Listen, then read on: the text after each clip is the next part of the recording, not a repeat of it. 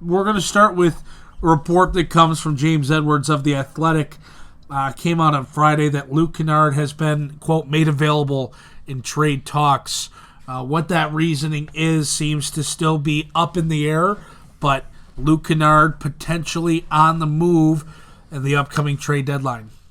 Yeah, this is something that's kind of unexpected. I made a whole video breakdown about this on the Palace of Pistons YouTube page about Kennard being on the market. So if you're looking for some extensive thoughts on that from me, you can go check out that video. I'm going to keep my thoughts on that itself pretty short. I'm very surprised by it. It's not something I was anticipating, and it's kind of really come out of the blue here.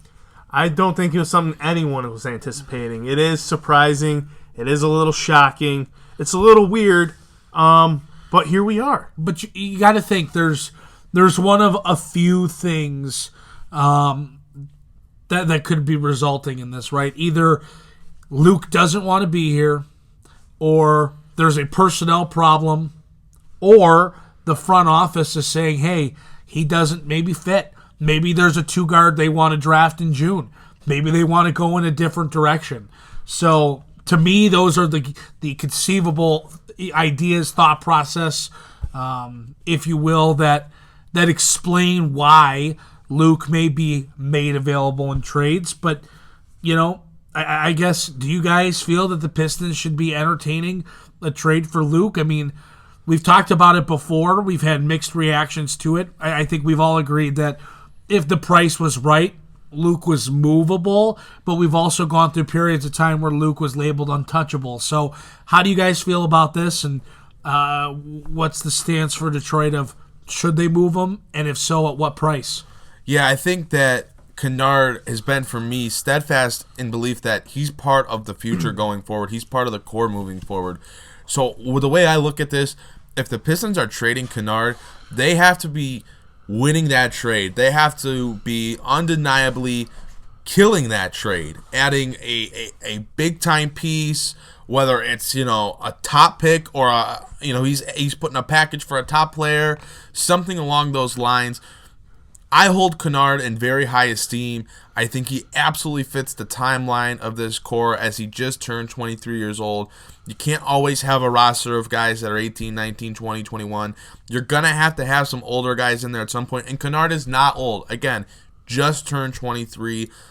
He's a young player that has posted career highs across the board this season. 16 points, 4 assists, 3.5 rebounds per game. He's shot 44% from the field, 40% from the three-point line.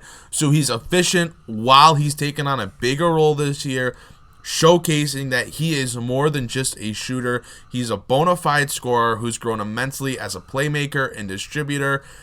He helped make the Pistons tick earlier on in the season when they were playing well and he was healthy. And once he went and got hurt, things really started to go off the deep end for the Pistons. So he had a huge impact on this team when he was healthy. And I get maybe there are some injury concerns with Kennard. He's missed, about 80 games over these last 2 seasons combined. And that's a little bit worrisome. But, he's getting a lot of time off here to get healthy. He's been given that opportunity. I think he is a player that you hold on to unless you are getting back something of absolute value where you are surefire coming away in a trade with a win in that deal. And it's just tough for me to see that happening the way the trade market has been talked about so far this offseason, or not this offseason, this trade season. And I just don't think it's going to happen. It doesn't sound like a plethora of trades are going to be made over this next week.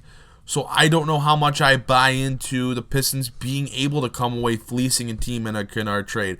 So for me personally, the way I look at it is that they should be holding on to Luke Kennard and continuing to move forward with him as a foundational piece of their future, unless there is something going on that we don't know about that is the reasoning behind Kennard being on the market. I have always been on the side of Luke Kennard is almost untouchable. He is a foundational piece. And my stance really doesn't change on that. I view Luke as a guy, you move forward with Sekou and Bruce without question. For me, it's Sekou and Luke, and then everyone else is pretty expendable. But like you kind of touched on, Aaron, we don't know all the ins and outs of the front office and the franchise and the team and what's going on. But man, Luke is just someone who is growing and getting better and better. And I can't imagine trading him unless the return is very solid. It has to be. I mean, he's not untouchable, of course. He's as close to untouchable for me as it can get without being untouchable. But man, the return, if he is gonna be moved, better be quite the haul. Is Luke extension eligible this offseason, restricted free agency? No, I think that's next offseason. I believe that's next offseason. I don't know. know. I'm saying with a question too, but I'm not the kind of guy that follows all that kind of stuff very closely. But do you guys think half the concern or part of the concern is maybe he's extension eligible this offseason. Boy. Bilateral knee tendonitis, extension eligible. Do you want to put big money into him? Maybe this is a time where you say, hey, we've got some concerns about the kid's knees. He's already not, a tremendous athlete. I mean, maybe it is just let's put it out there and see what teams will bite on, What are you willing to pay him? If you extend him this offseason? Gosh, I mean, I don't know what a even realistic number is. I think he's... God, I don't know. What do you range him at? What do you see his value at being? I mean, it is a tough question because it kind of all depends on what do you value him as. Do you think he's a starter-level player long-term? Right. Do you think he's a 6-man? Do you think he's a 7-man? I mean, is he like a $14, $15 million player? I would say probably... I have to believe he believes he is. I think, maybe that's the issue. You bring up a very, very interesting point, Brendan, on the money and the injury concern. Because maybe with the injury concern, being extension eligible, the front office doesn't see him worth as much as he thinks he's worth. You're dumping the Andre, or you're dropping the Reggie contract. You might be dumping the Andre contract. Like, maybe you say, hey, you know what? We're not trying to put big money into You're paying Christian Wood, whatever his value is. Right. And now we were talking about that before the pod. I mean, is he a $7-8 million player? Are you paying him anything more than that? Like, are you going to dump 9, 10, 11 million into Christian Wood? So when you if Christian Wood's commanding 10, does Luke only command 14? Maybe he's 16, 17. So just looking at some of the rookie scale extension in these past, the past year or so, looking at a couple names, is Karis LeVert 3 years, $52.5 million, and DeJounte Murray 4 years, $64 million. Kennard's probably in that price range, I would say. Right. I personally, Karis LeVert's only getting $52 million over 3 years. That's still good money, no doubt about it. But that's not almost 16 and a half or so. That's just over 17. 17. Yeah. And is Kennard a better player than LeVert? So that probably puts Kennard at what? $16 million? Are you willing to pay Kennard $16 million? I am. I think I am, but I am too.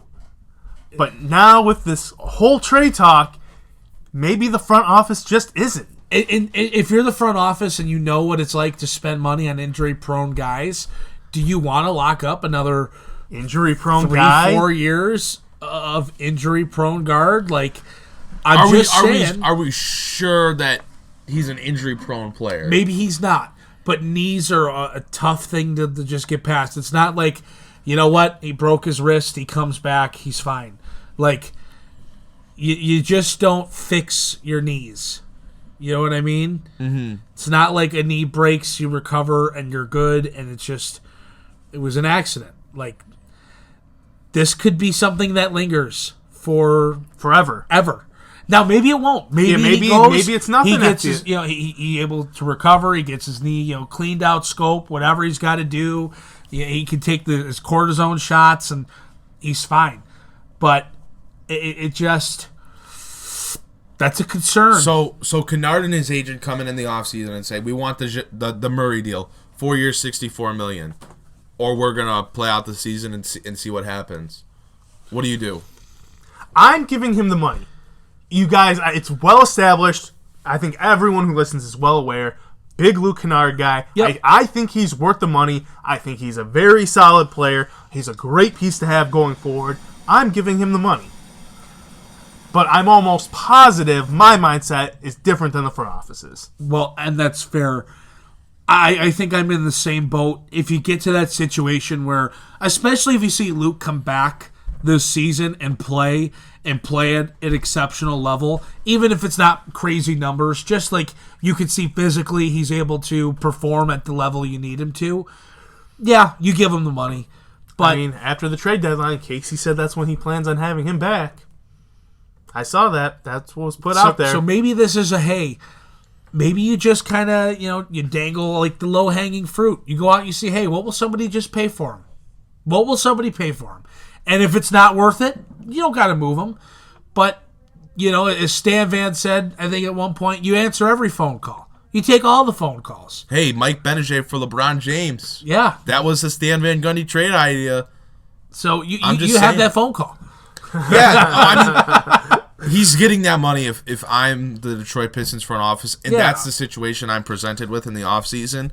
Not that they have to extend him this summer. They can certainly play it out like what usually happens and go into his restricted free agency next offseason and go from there. That's usually what tends to happen. Mm-hmm. But if he comes in or the Pistons want to engage in extension talks, paying him $16 million a year, that is something that I'm more than willing to do because I look at the type of player Kennard is, and he is a very good basketball player. Like, what he brings offensively is something that this Pistons currently could very much use right now. And earlier in the season when he was on the court, we got to see Kennard fully unlocked, fully unleashed, and there were 30-point games, there were double-doubles, there were, super long-range three-pointers. There was all of it. And that's the kind of player you want on your roster. Right. And for $16 million, that's not a gross overpay by any stretch of the imagination. That's someone you lock up. He comes off that deal at, 27 years old? Then you can make a decision on, what his value is, how he's held up. But at 23... when this franchise is clearly future-driven at this point. You take that. I don't even know if I want to call it a chance because just he produces when he's on the court. Mm-hmm. You sign that contract.